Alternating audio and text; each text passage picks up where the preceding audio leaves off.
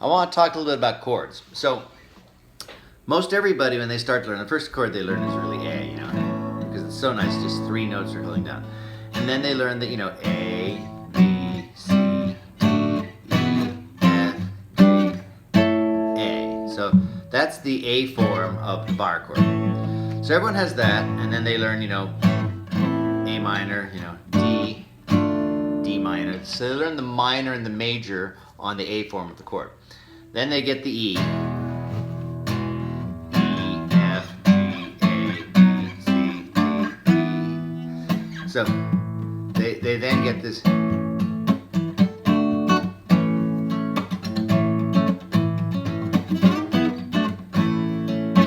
So, and then they, of course, get the minor form of that too.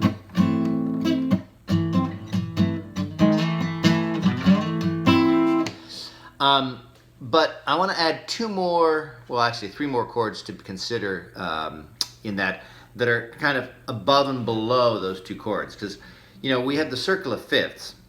And in that E and A is the 5th below E, and then A, D. So, and then D, G is the one right below it. So if you just think of the E form of the chord and the A form of the chord, the one that's right below it has a certain relationship to it. We often use the E and the A together, the A and the D, the C and the F, the D and the G. So it's kind of nice to have a full continuum of fifths going down the neck. So we're going to have an E chord, an A chord, a D chord, and a G chord, all in the same place. So let's start with the G chord. So here's your D, E, F, G, right? So here's A, D, G. So this is just the D form, all the way up to the 7th and fret, 7 and 8.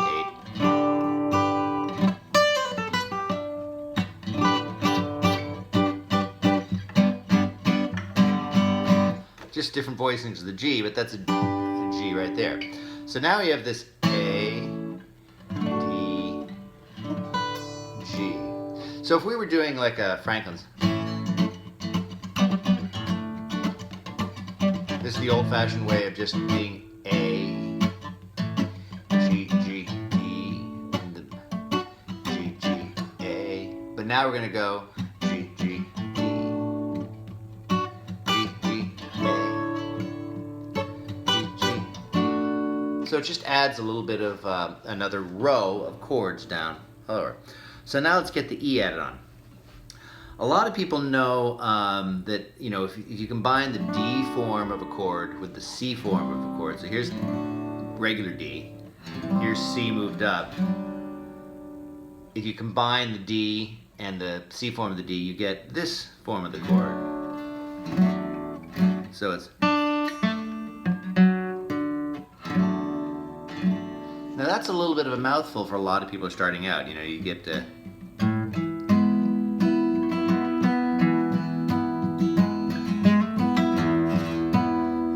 Bob Weir, you can just play through these chords, and actually you play them enough you start to get comfortable with these, but we're going to just do a part of this. Okay, so this is D, E, looks like this. So I've got the, but that's too much, so we're just going to concentrate on the low end of it. So we're going to just have the 7 on the 5th, the 6th on the 4th, and the 9th on the 3rd. So it's an inversion of this chord. We've just moved. So what's nice about this, let me get rid of the unused fingers so you can really see it. It's really this. What's nice about this is it's right below, if you just look at the 2-chord chord partial, it's right below that part of the E. A here's the E. So now we have an E, A, D, all right there, centered around the 7th fret. So the way that can look is, let's say we're doing a sort of a throwing stones type thing. A, E, A, E, this is the high E, E,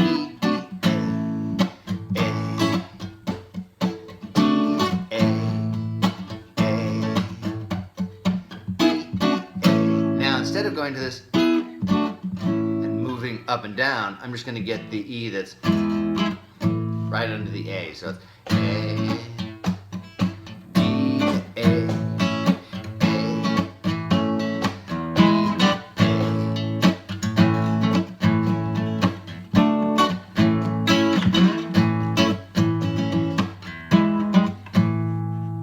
and it's kind of nice. It's got a little throaty. This particular voicing of the chord has a kind of a warm throatiness to it. A little bit different than this.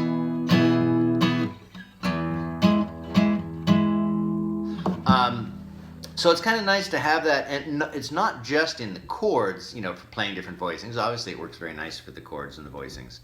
But also when you're playing lead, if I was playing a lead over,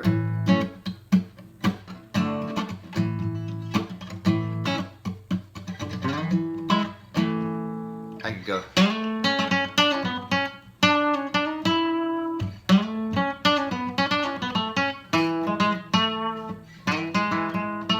So that's, I'm really arpeggiating, you know, this is the, I'm really just going to, that's the A, and that's the D. So,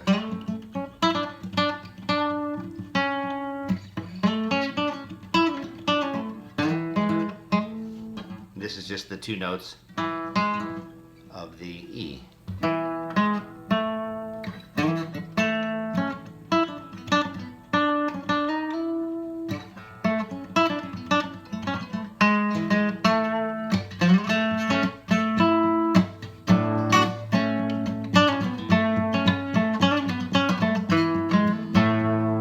So, you know, some of the little riffs can come out of these extra, you know, chord forms too.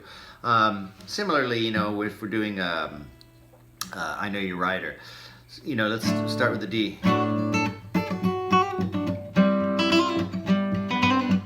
So that's the D, C, G.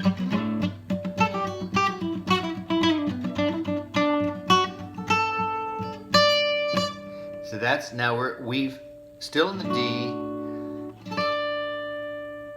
and then is part of this C, and there's the G in this, you know, D form, the G. So if I'm going,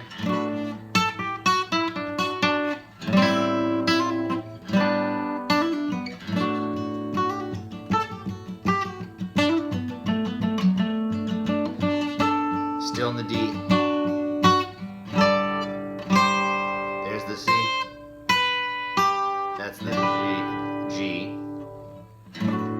So just the, you know, the whole,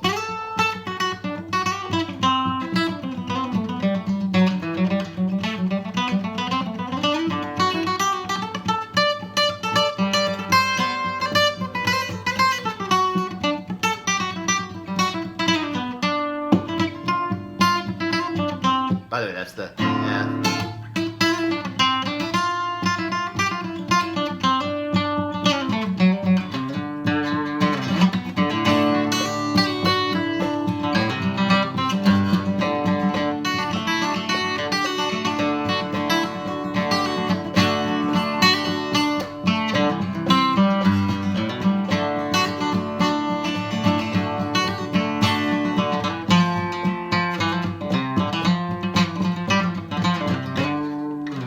So, you know, after a while it gets more fluid, but this idea of finding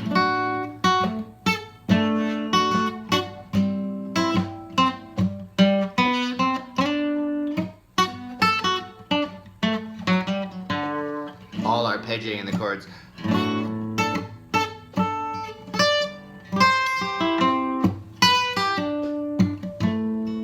That's again just arpeggiating in the D, C, G, G.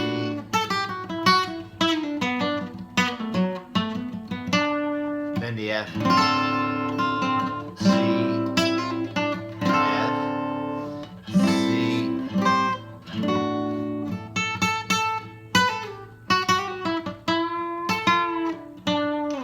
So it gives you some real clues in soloing to have these extra chord forms because it's more places to arpeggiate as you start to hear, you know, boo-doo-doo-doo, boo-doo-doo-doo, boo-doo-doo, boo-doo-doo. You know, it moves around.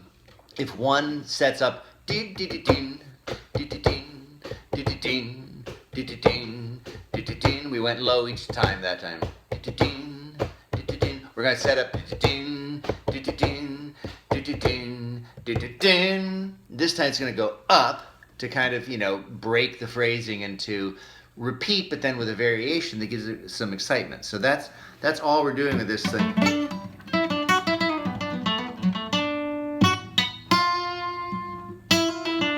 Again, that's the...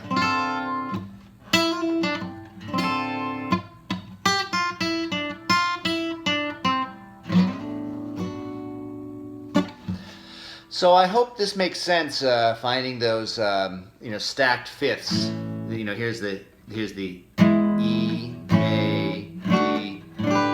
So you have this whole stack all in one place. And of course that works anywhere. You know, if, let's go to the C here. So here's G, C, F, A. Is that right? Yeah. You know, anywhere you go, those same chords are going to be there, and it just starts to open up as you start to get the real feel for that architecture.